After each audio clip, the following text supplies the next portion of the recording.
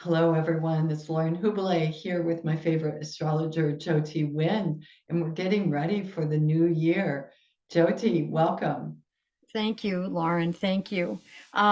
First of all, I want to say that I'm going to look at the chart for the new year at midnight on January 1st. Midnight as January 1st begins, the birth of the new year, so to speak. And I also want to look at the fact that Mercury's going direct that day, so I'll talk a little bit about Mercury's cycle. Okay, Yes. okay, Okay. great. Bring it on, Jyoti. Okay. So the sun is in Capricorn and the moon is in Virgo for the new year beginning. And so that's a trine. You know, we talked a while ago about the winter solstice having the sun in Capricorn and the moon in Taurus, and they were trine. And that's kind of like an ease and a flow. And this is the same kind of thing from a different angle in the wheel, where the sun is in Capricorn and the moon is in Virgo, another earth sign.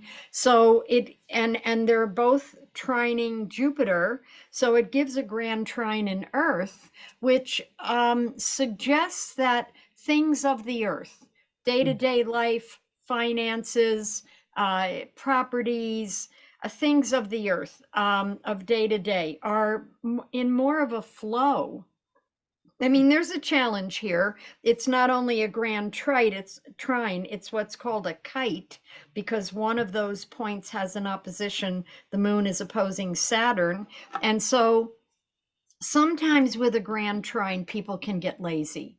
You know, everything's easy. It's a flow. I mean, we would all love that right now. Yes. Right. So, Yeah. however, when there's a kite, when there's an opposition to one point of that grand trine, it's enough of a challenge to keep you moving so that you don't get lazy with things like, oh, things are really easy and I can do that later. I can procrastinate, and this says no, no, now deal with things, be mindful, be conscious. We're moving into a new year. We're moving into a new numerology, because 2024, if you add the digits together, you get an 8 year. And an 8 year is about business and barter and day to day finances. And so it's a kind of business financial year. And so this is the beginning of it. And there's a certain amount of ease and lightweight challenge, not real heavy challenge, but lightweight challenge. And there's a what's called a T cross, a mutable T cross, with that moon opposing Saturn, and both of them squaring Venus. And so this is pushing us to look at what are our values, what are our priorities, what's the larger picture we're trying to imagine of where we might want to go. So, Jyoti, when I'm hearing that and I think about what you said about a year about finance and financial resources, would those two things come together somehow and we're asking ourselves what we value and what what direction we want to take with our own resources? And even with our own lives, because Venus is our sense of direction and purpose. Mm. Where are we heading? And also financial considerations and business, our business endeavors. Um, and because that moon is opposing Saturn, it really wants you to tune in to your emotional life. You know, we live a lot in our heads, we live a lot in our bodies, and how do we tune into our own feelings and what we'd like to do, because the emotional body doesn't have um, it feels what it feels. It doesn't have a logical overseer, except for the mind, Mhm. but that's separate in a way from the emotional body. So the emotional body just likes what it likes and doesn't like what it doesn't like. And so how do we give that emotional body room to tell us what it wants, what it would like to see happen, what it feels good about? Hmm. This reminds me of that stretch of time last year where, and I think this was a Venus situation where it was about our heart's desire, tuning Oh, into yes, I our heart's. remember that. Yeah. Yeah. Is this similar to that? Uh, Not exactly, maybe a little bit similar. Venus wants adventure in this case. You know, Venus and Sag, it's curious. It wants to see over the next hill and it doesn't want to be reported to. It wants to go over there and check it out itself, you know? So Venus is looking at the bigger picture of possibility here. And we're checking in emotionally to see, are we ready for that? Hmm. Is that what we want too? And if not, what's the alternative? Or can we muster up the courage to say, well, things feel a little solid right now. So I have maybe an extra attention to bring to what else I'd like to see happen. And how do I feel about that emotionally? So it's working with places perhaps where we've limited ourselves and said, well, I don't know. I don't know if I can trust that, you know, that things are going to be a little easier for a bit. Um, because, you know, we're looking at this greater context that we're in, that Pluto is leaving Capricorn and entering Aquarius on the, I think it's the 22nd of January. And so in the middle of this larger change that we are on the edge of our evolution and change, um, how do we take advantage of those moments in time where things feel a little easier and a little safe and maybe even a little adventurous? Hmm. Hmm. Okay, Sounds so like so this is kind of one of those moments in time. it sounds like an interesting invitation. It is an interesting invitation, but it's got a lot of paradoxes Hmm. around it, you Yeah. know? Yeah. And then as far as Mercury going direct that day at 8:08 p.m. Mountain Standard Time, we look back and we notice that Mercury entered its shadow on November 26th.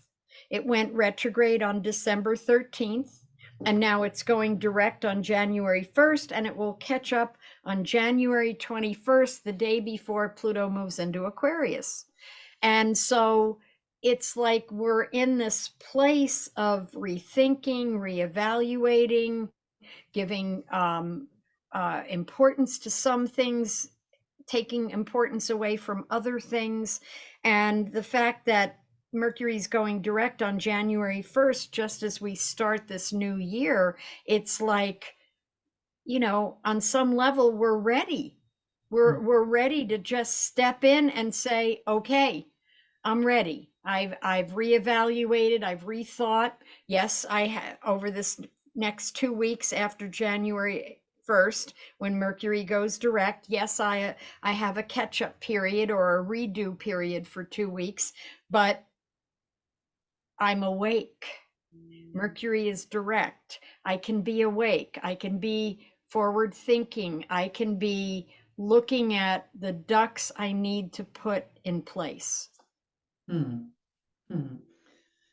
So, Jyoti, that 2 week period is always interesting to me because we hit it turning direct, and I always want to think, okay, we're on now. But the energy isn't quite there to take off and running yet. Yes, no, it isn't. We get so during the Mercury retrograde period, it's a time of introspection and self-reflection.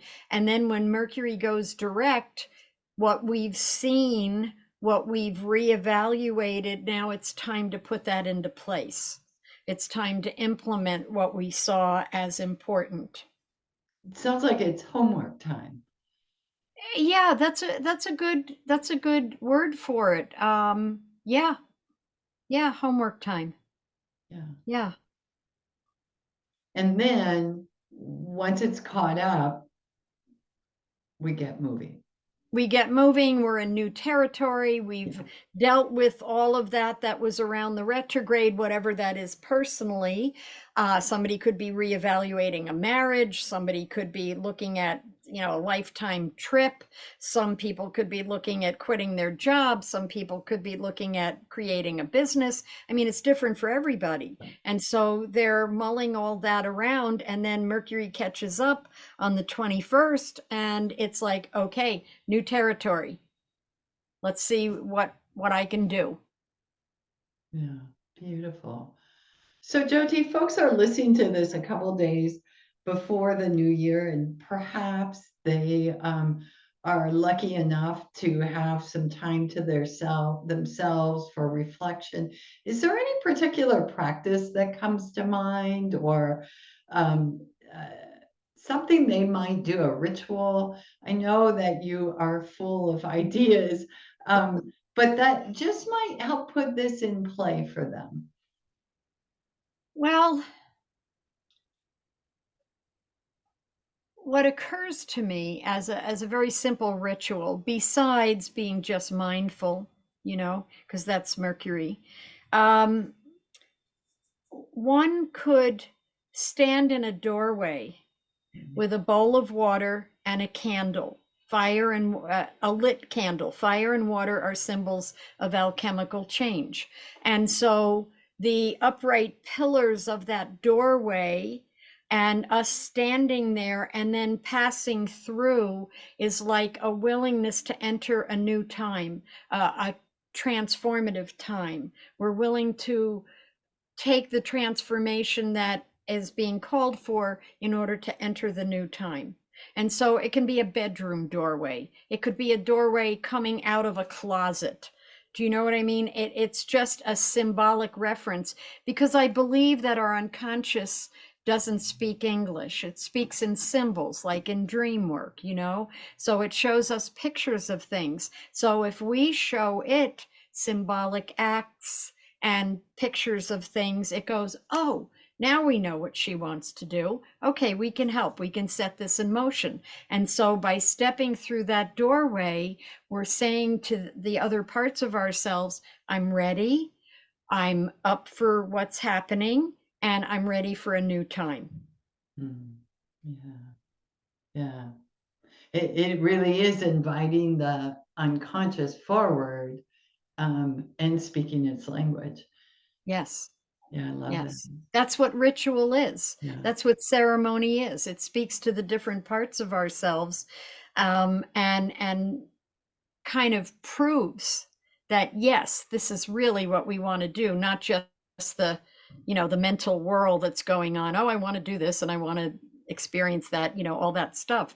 But this shows, this proves, this manifests, yes, this is what's next for me. yeah, beautiful step. Thanks, Jyoti, for sharing that. Anything else folks need to know? I don't think so. I Okay. I mean, I don't really think so. I mean, those are really the highlights of the New Year chart, and we'll look further into the year when we get together again. Yeah. So folks, we'll be back again before too long, and Jyoti will share some high-level thoughts about the year of 2024. Yeah. Yeah, thanks, Jyoti. Thank you, Lauren.